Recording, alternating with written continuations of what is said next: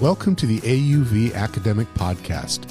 I'm Dr. Russell Freeman. I'm a professor of health science and philosophy at American University in Vietnam. And today, we will take a closer look at the art of successful meetings. Our guest today is Professor Jim Huey.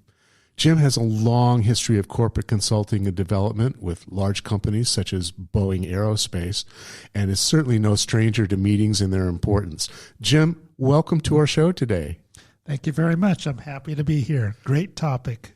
Yeah, I'm really happy that you're able to come because I know that you've spent 20 or 30 years in meetings, as have I, and we both had good and bad feelings about them, so I'm very excited to find out about your experience. And I'd like to start off with discussing kind of the anatomy of a meeting and how does it differ from just running into somebody. So here are some words that sometimes get confused because they all mean similar things, but they're a little different.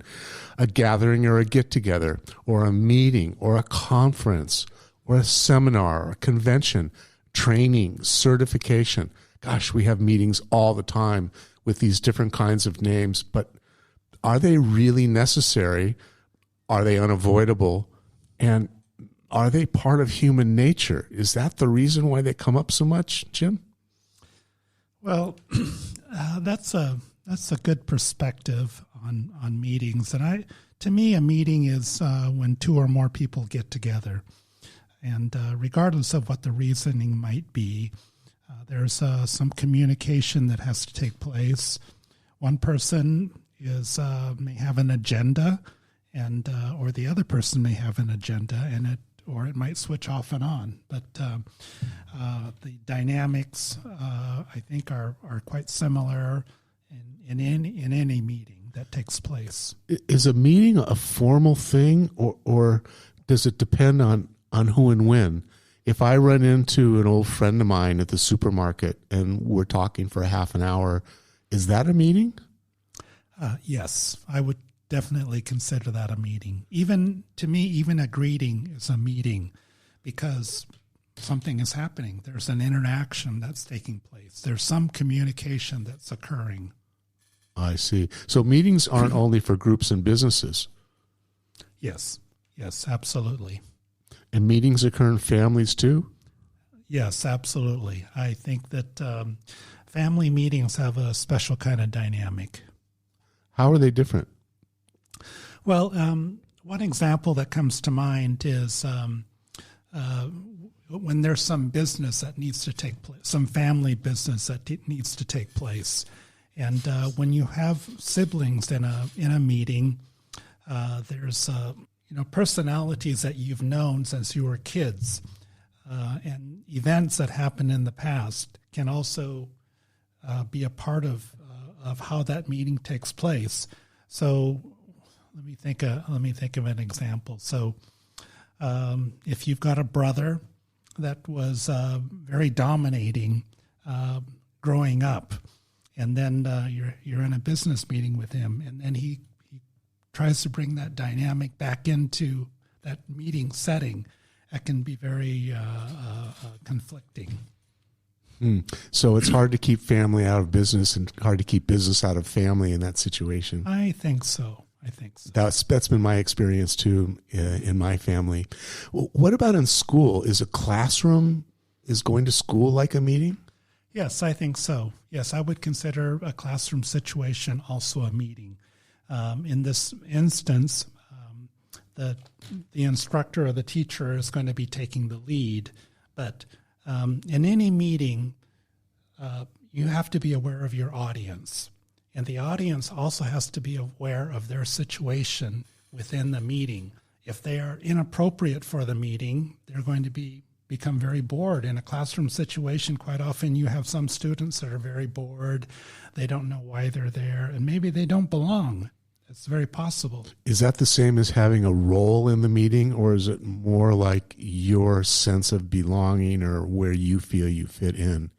For example, a new employee is compared to an experienced employee. A young employee or a young student is compared to an older one. You're talking about how they feel within the environment? Yes, I'm just wondering if that sense of being engaged or being part of it has to do with how people perceive themselves. I think, yes, I would agree with that. But if you're like in your example where someone is newer to the company and they're joining in maybe a staff meeting, and then you have people that have been with the group for many years, it'd be very natural for that person to be quieter, lay back a little bit, but they need to be aware of why they're in that meeting, why they're engaging, why they need to engage. If they're not engaging, they need to learn and get up to speed. I think a lot of people feel like meetings are one way. They're there to be told something, and they get shy about directing the meeting towards their personal needs or interests. That's possible, and that can be cultural as well. So I guess the first thing is you need to understand what your role is, and it's the perspective on the meeting depending on your point of view. Are you the lecturer? Are you the receiver? Are you the organizer, the host, the sponsor? There's many, many different roles that occur in every meeting. In a classroom, of course, the teacher and student. But there may be advanced students that have a different role than new students as well. So maybe that's the first thing that we need to understand is what is our role when we're actually in a meeting? Mm-hmm. Yes, and roles can also change as topics can change. Some people may be more experienced in certain topics, so they may lay back on ones they're not so familiar with. What makes a meeting successful? Because I've been to meetings that I walked away feeling great and enriched, and other ones that were a complete waste of time, and I was sometimes even angry that I had to go.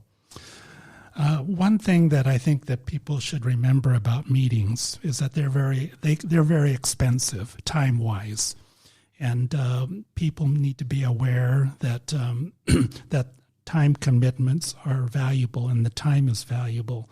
So if you're organizing a meeting, you want to have an audience that's appropriate for that meeting. If people don't need to be in that meeting, don't invite them. And or people that are invited and they don't understand why they need to be there, maybe they shouldn't be there. And so the time commitment is a very important thing that people should be aware of. Do meetings always have a mission and a goal, or are some of them just a topic and wherever it goes? It's unfortunate, but I think some meetings are not well defined. I think a good meeting should be well defined. It should have, you should define what the result that you want at the end of the meeting. I find that in that sense, meetings are very much like organizing a class. When I'm an instructor in my instructor role here, I'm always looking for an outcome. I have to be sure that the outcome fits the audience. So sometimes I have to adjust depending on who my students are, but I have an intended mission and I have specific goals. And I personally judge my success of that meeting or a class based on the outcome in relation to those goals. So how important is it to be specific about goals and a mission, or is it best just to be kind of loose about that and do the best you can? I don't think you should be loose about it. I think it should be very specific. In the classroom situation like you were talking about, I think it's very good to have an outline for your students right at the beginning of class. These are the things that we're going to cover. Now, in a meeting, you would call that an agenda, right? Yes. I think